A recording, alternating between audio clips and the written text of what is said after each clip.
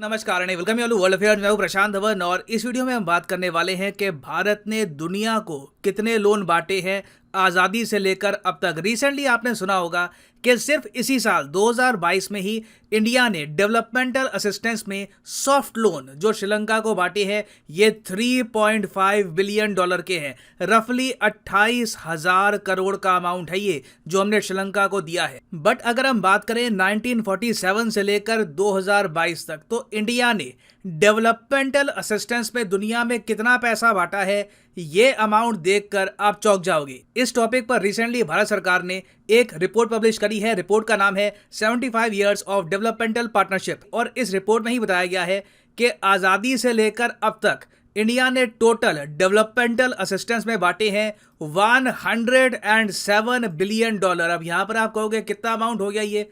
हम यहां पर बात कर रहे हैं 8,50,000 करोड़ से भी ऊपर के अमाउंट की। और इंटरेस्टिंग बात देखिए, ऑब्वियसली बात है, ये बात आप खुद ही समझ पाएंगे कि इंडिया ज़्यादा डेवलपमेंटल असिस्टेंस दुनिया को इतनी बांटता था नहीं 2002-2003 तक। उसके बाद देखा कि धीरे धीरे इंडिया ने पहले तो जो अपनी नेबरिंग कंट्रीज़ हैं नेपाल, बांग्लादेश, श्रीलंका, इनको असिस्टेंस देनी स्टार्ट करी। उसके बाद तो देखिए ऐसे बड़े बड़े टावर बने हैं।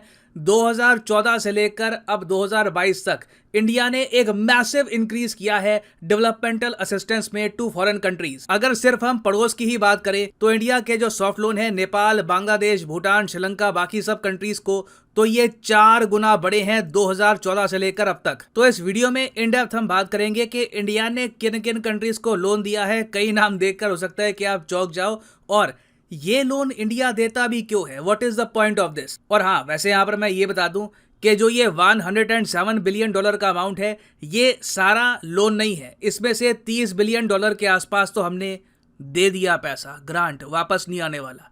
बाकी जो अमाउंट है ये है soft loan, line of credit, जो इंडिया ने बांटा है अफ्रीका, एशिया और दुनिया के बाकी देशों में जहां भी जरूरत पड़ी थी।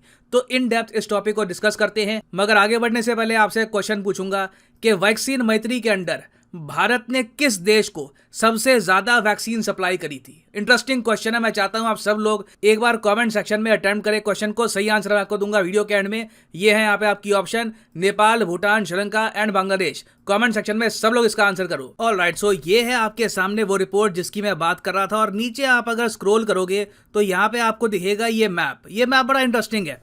इस मैप में बताया गया है कि इन कंट्रीज को इंडिया ने डेवलपमेंट के लिए असिस्टेंस प्रोवाइड करी है। ये सारी दुनिया आप देख रहे हो। अब ऑब्वियस सी बात है, इसमें जो हाईली डेवलप्ड कंट्रीज है वो तो होंगे नहीं। हम लोग यूएसए को कौन सा पैसा देंगे? तो इसलिए यूएस, जो भी सफ़ेद सफ़ेद कंट्रीज आपको दिख रही है ना, जापान हो गया, ऑस्ट्रेलिया है, स्वीडन, यूके वगैरह, इन कंट्रीज को कभी भी हमने असिस्टेंस में, हेल्प में एक पैसा नहीं दिया। जरूरत ही नहीं पड़ेगी इनको। मगर बाकी जो रंग बिरंगे देश आपको दिख रहे हैं इनको इंडिया ने लोन, असिस्टेंस, कुछ ना कुछ पैसा इंडिया ने दे रखा है ओवर द ईयर्स। अब यहाँ पर आप कहोगे पहली नज़र तो सर मेरी यहाँ पर पड़ी पाकिस्तान पे। पाकिस्तान यहाँ पे कैसे आ गया? इंडिया ने पाकिस्तान को कब असिस्टेंस दे दी? तो देखिए ओवर द ईयर्स इंडिया ने काफ़ी बार पाकिस्तान को असिस्टेंस दी है, चाहे फ्लड रिलीफ का मामला हो। ये फॉर एग्जांपल आपके सामने न्यूज़ है 2010 की, इंडिया ने 20 मिलियन डॉलर दिए थे पाकिस्तान को। हाँ, 2014 से लेकर अब तक मुझे लगता नहीं है कि कुछ खास इंडिया ने असिस्टेंस दी होगी।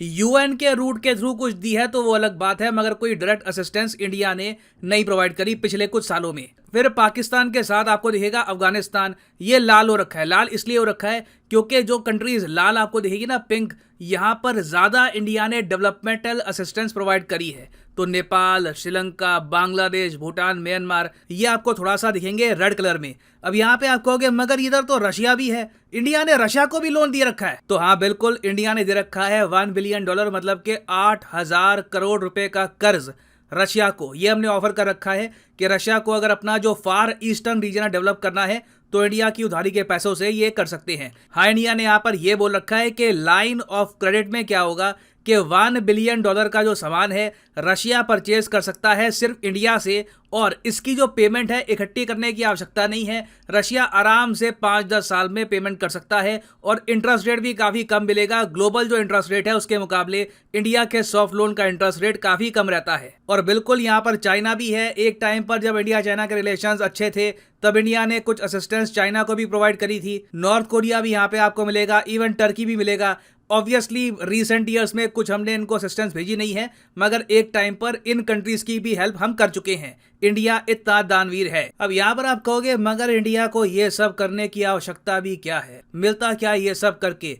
अफ्रीका को, इंडिया के आसपास के देशों को हम लोन बांट के क्या प्राप्त करते हैं? देखिए ये बहुत इंपॉर्टेंट है। अगर आपको अपनी फॉरेन पॉलिसी स्ट्रॉन्ग रखनी है, this is very very important. और कई बार तो देखिए इसका बेनिफिट भी होता है। इंडिया ने कई कंट्रीज को दे रखा है डिफेंस लाइन ऑफ क्रेडिट, मतलब कि आप सिर्फ रक्षा क्षेत्र में हमारे दिए गए पैसों का आप यूज कर सकते हैं कुछ उधारी में परचेज करने के लिए, वो भी हमसे। तो इंडिया ने दिया था $100 मिलियन का defence line of credit to Vietnam. Vietnam ने उसके बदले में इंडिया से कोस्ट गार्ड के लिए जो ये शिप्स है ये परचेज करी। तो इससे इंडिया को फायदा हुआ, हमारा पैसा हमारी ही कंपनीज को मिला, मगर इंडिया में बहुत से लोगों को इससे रोजगार मिल गया और हमने कुछ डिफेंस आइटम्स एक्सपोर्ट भी करी। इंडिया वियतनाम के रिलेशंस भी स्ट्रांग हो गए। उसके अलावा कई देश हैं जो आप समझ सकते हैं जिनको अगर हम लाइन ऑफ क्रेडिट ना दें, ये अगले दिन चाइना की गोद में बैठ जाएंगे। उससे एक स्ट्रेटेजिक लॉस इंडिया को हो जाएगा। ये देश नेपाल, मालदीव्स है, भूटान भी आप कह सकते हैं। और वैसे अगर हम बात करें चाइना की, देखिए चाइना बताया जाता है कि जो डेवलपिंग कंट्रीज है वहाँ पे सबसे बड़ा लेंडर है। जी हाँ, China is the largest lender in developing countries. बताया जाता है कि चाइना और चाइना की सरकारी कंपनियों ने टोटल 1.5 ट्रिलियन, जी हाँ trillion, this is a humongous amount. India ने जो लोन बांट रखा है ना उसके कंपैरिजन में ये 18-19 गुना ज़्यादा बड़ा अमाउंट है। तो 1.5 ट्रिलियन डॉलर चाइना ने लोन के रूप में दुनिया भर में जो 150 देश हैं उनको बांट रखे हैं। और इसलिए जो डेवलपिंग वर्ल्ड है, बाकी जो विकसित कंट्रीज हैं जापान, यूएस वगैरह, उनका मैं यहाँ पे डिस्कस नहीं करूंगा क्योंकि वहाँ पे बॉन्ड्स वगैरह वो समझ आते हैं, तो उनको अगर हम साइड में रखें तो डेवलपिंग वर्ल्ड में चाइना ने world bank, IMF, OECD countries सबको पीछे छोड़ दिया। पेरिस क्लब वगैरह कोई भी चाइना के सामने नहीं ठहरता। चाइना ने रिकॉर्ड तोड़ रेट पर लोन प्रोवाइड किए हैं दुनिया को। और इसलिए आपने देखा होगा काफी बार ऑफिशियली आर्टिकल में कहा जाता है China has become the developing world's largest creditor. तो इवन दो अगर आप टोटल अमाउंट देखो जो इंडिया ने दे रखा है लोन के रूप में, ये काफी ज्यादा है। अभी भी बहुत कुछ करने की आवश्यकता है। अभी तो मैं कहूंगा हमने शुरुआत भी नहीं करी। इंडिया को टोटल लाइन ऑफ क्रेडिट मेरे हिसाब से एटलीस्ट करना चाहिए 300-400 बिलियन डॉलर के आसपास।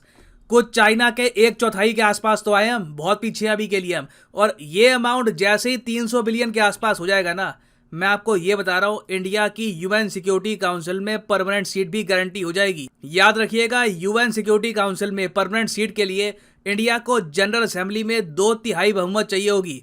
तो बहुत से देशों का सपोर्ट चाहिए होगा। वो सपोर्ट ऐसे नहीं आने वाला। हर देश बोलेगा कि आप हमको क्या प्रोवाइड करोगे, तो इंडिया उसके रिस्पॉन्स में दे सकता है लाइन ऑफ क्रेडिट। अब यहाँ पर आप कहोगे ठीक है तो 2 लाइन ऑफ क्रेडिट, रुक किस बात कह रहे हो, देरी किस बात की है? देरी देखो इस बात की है कि हम लाइन ऑफ क्रेडिट तो दे दे, मगर ये छोटे छोटे जो देश है वो कहेंगे कि इसका करे क्या, आप कुछ इतना मैन्युफैक्चर तो करते नहीं हो। या तो कोई ऐसा लाइन ऑफ क्रेडिट दो कि आप हमको दो उधारी का पैसा और उससे हम चाइना से परचेज कर ले। तो अगर इंडिया का लाइन ऑफ क्रेडिट स्ट्रॉन्ग करना है तो इंडिया को मैन्युफैक्चरिंग में भी एक जायंट बनना होगा, ताकि दुनिया को ये समझ आ जाए कि अच्छा इंडिया में सब कुछ बनता है, चाहे टीवी हो, कंप्यूटर हो, सेमीकंडक्टर हो, सीमेंट हो, स्टील, सब कुछ इंडिया मैन्युफैक्चर करता है। तो इनका लाइन ऑफ क्रेडिट बहुत ज़्यादा काम का है। $1 बिलियन अगर इंडिया का लाइन ऑफ क्रेडिट मिल गया तो इंडिया की मार्केट से आराम से ये लोग बहुत कुछ परचेज कर सकते हैं और उसकी रीपेमेंट भी आराम से करते रहेंगे। तो मैं उम्मीद करता हूं कि इस वीडियो में आपको इतना समझ में आ चुका होगा कि इंडिया ने अब तक दुनिया को कितना लोन दिया है। रफली आप कह सकते हैं आज के समय जो इंडिया का एक्टिव लोन है ये $30-35 बिलियन के आसपास का है। टोटल आजादी से लेकर अब तक जो लाइन ऑफ क्रेडिट हम दे चुके हैं, जिनमें से बहुत सारा पैसा वापस भी आ चुका है, ये है करीब $70 बिलियन के आसपास। ना वापस आते हैं अपने क्वेश्चन पर कि वैक्सीन मैत्री के अंडर इंडिया ने सबसे ज्यादा फ्री वैक्सीन किस कंट्री को दी है। तो सही उत्तर यहाँ पे है option D, the country of Bangladesh. यहाँ पर आप देख पाओगे इस रिपोर्ट में बता रखा है कि बांग्लादेश को टोटल सबसे ज्यादा हमने दी है वैक्सीन आबादी के हिसाब से ऑब्वियसली। तो Bangladesh was the largest recipient under vaccine मैत्री। और आज आखिरी दिन है, अनअकैडमी की सेल का, जो 20% की सेल चल रही है ना अभी सारे कोर्सेज पर, आज रात को 12 बजे खत्म हो जाएगी। तो किसी भी एग्जाम की तैयारी कर रहे हो, SSC, bank, IIT, JEE, UPSC, 20% discount के साथ आप कोर्स परचेज कर सकते हैं। सिंपली करो लिंक पे यहाँ पर क्लिक।